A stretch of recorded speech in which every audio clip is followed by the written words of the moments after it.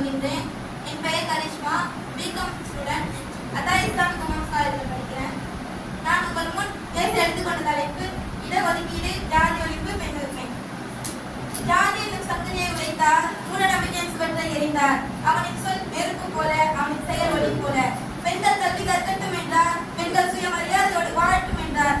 பெண்கள் தண்ணீரை வேரிலே துடைத்தவர், பெண்களுக்கு சம உரிமை தந்தவர் அவர்தான் பெரியார். இந்த மண்ணில் நாம் சம உரிமையோடு வாழ காரணமே பெரியார் தான். நம்ம வீடுகள்ல எத்தனை அறைகள் இருக்குள்ளன, எல்லா அறைகளிலும் இதெல்லாம் போவாங்க. ஆனா சமையல் அறையில பெண்கள் மட்டும் தான் போறாங்க. இதை ஒரு பெண் யோசிச்சிருப்பாங்களா, இல்ல ஒரு அதிகாரி யோசிச்சிருப்பாங்களா? ஆனா ஒரு ஆணான பெரியார் யோசிச்சாங்க. பெண்கள் கல்வி கற்றால்தான் இந்த உலகம் ஒளிபெறும் என்றார்கள்.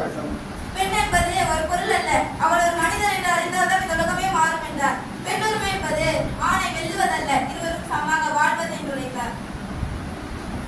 பெண் சுதந்திரம் இல்லாத நாடு வளராது, பெண் கல்வி அறிவு இல்லாத சமூகம் விளங்காது.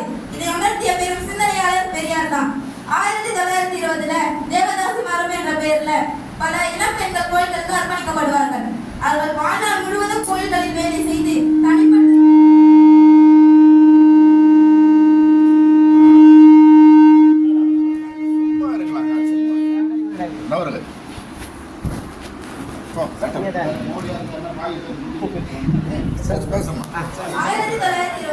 தேவதாசி மரம் என்ற பெயர்ல பல இளம் பெண்கள் கோயில்களுக்கு அர்ப்பணிக்கப்படுவார்கள். அவர்கள் வாழ்நாள் முழுவதும் கோயில்களில் வேலை செய்து தனிப்பட்ட சுதந்திரமின்றி வாழ வேண்டிய கட்டாயத்தில் இருந்தார்கள். பெரியார் இதை மிகவும் எதிர்த்தார். ஒரு பெண்ணின் உடல் அவளுடையது, அவளுடைய வாழ்க்கை அவளுடைய தீர்மானத்தில் மட்டுமே நிர்ணயிக்கப்பட வேண்டும் என்றார். அவர் தேவதாசி மரபை பெண்களை அடிமைப்படுத்தும் கொடுமை என்று கண்டித்தார். அதை நிறுத்த அரசாங்கத்திடம் கோரிக்கை வைத்தார். இவற்றின் பலனாக தமிழக அரசு 1947 தேவதாசி ஒழிப்பு சட்டம் கொண்டு வந்தது. இந்த சட்டம் வந்தபோது பெரியார் கூறினார், இது ஒரு பெண்ணின் வெற்றி நாள், இது சுயமரியாதை இயக்கத்தின் பெருமை நாள் என்று. ஒரு ஆண் படித்தால் அவன் மட்டுமே படிக்கின்றான், ஒரு பெண் படித்தால் அந்த குடும்பமே படிக்கிறது. பெண்கள் தங்கள் வாழ்க்கையை நடத்தி கொள்ளக்கூடிய அளவு ஊதியம் தேட ஆரம்பித்து விட்டாலே ஆண்களுக்கு அவசியமாக இருக்க வேண்டிய அவசியம் இல்லை என்று கூறியவர் பெரியார் தான். பெரியார் கூறினார், திருமணம் என்பது சமூகம் அல்ல, இது நபர்களின் சம்பந்தம். அந்த காலத்துல மத அவசரம் ஜாதி சடங்குகள் என்ற திருமண முறை இருந்துச்சு.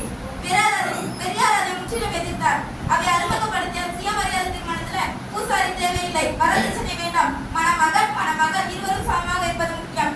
இது பெண்களுடைய தனித்தன்மை மற்றும் சுதந்திரம் காக்கும் ஒரு புரட்சி மாற்றமாக அமைந்தது. பெரியார் சொன்னார், ஜாதி ஒழித்தால்தான் உண்மையான மனிதனையும் பிறக்கும் என்று. பின்தங்கியவர்கள் முன்னேறாவிட்டால் நாடு முன்னேறாது என்பது அவருடைய கோட்பாடாக இருந்துச்சு. 1924 கேரளா மாநிலத்துல வைக்கம் என்ற இடத்துல ஒரு மிகப்பெரிய நிகழ்வு நடந்துச்சு. அப்போ அங்கே உள்ள வைக்கம் மகாதேவன் கோயிலுக்கு தாழ்த்தப்பட்ட ஜாதி மக்கள் செல்ல அனுமதி இல்லை. கோயிலுக்கு செல்லும் சாலைகளிலே உயர்ஜாதி மக்கள் மட்டுமே திறந்திருந்தனர். அந்த அநியாயத்துக்கு எதிராக மக்கள் போராட்டம் தொடங்கினார். அப்போ பெரியார் இந்திய தேசிய காங்கிரஸ் தலைவராக இருந்தார். பெரியார் அங்க ஜாதி வேறுபாடு இல்லாமல் அனைவருக்கும் சம உரிமை வேண்டும் என்று கோரிக்கை வைத்தார். இதனால் அவர் பலமுறை கைது செய்யப்பட்ட போதிலும் அவர் விடாமல் போராடினார். அந்த போராட்டத்திற்காகவே அவருக்கு வைக்கம் வீரர் என்று அழைக்கப்பட்டார். அவர் கூறினார், மனிதனை மனிதனாக காண இயலாத சங்கம் எதற்காக? இந்த போராட்டம் இந்திய வரலாற்றில் ஜாதி ஒழிப்பு இயக்கத்தின் மிகப்பெரிய திருப்புமுனையாக அமைந்தது. இதன் மூலம் கேரளாவில் தாழ்த்தப்பட்டவர்கள் செல்லும் சாலைகள் நடக்க அனுமதி பெற்றன. அறிவோடு வாழுங்கள், அடிமையாக அல்ல என்று ஒவ்வொரு தமிழனின் ரத்தத்திலும் தத்துவம் விதைத்தவர் பெரியார் தான். நியாயம் பேசினாலே நாசம் என்ற காலத்துல நியாயத்துக்கே நிமிர்ந்தவர் பெரியார் தான். ஒவ்வொரு சுதந்திரமோ சிந்திக்க ஒவ்வொரு சிந்தனையோ அவர் தான் விளைத்த விளைவு. அவர் இல்லை என நம்ம எவரோ இப்படி சுதந்திரமாக சிந்திக்கவே முடியாது. பெரியார் வாழ்ந்தது சிந்தனைக்காக, போராடியது சமத்துவத்திற்காக, உழைத்தது மனித நேயத்திற்காக. நாம் அனைவரும் அவர் காட்டிய வழி நடந்தால் பெண் சுதந்திரம், ஜாதி இல்லா சமூகம், சம வாய்ப்புகள் கொண்ட நாடு உருவாகும் என்று இந்த வாய்ப்பின் அர்த்தத்திற்கு நன்றி கூறி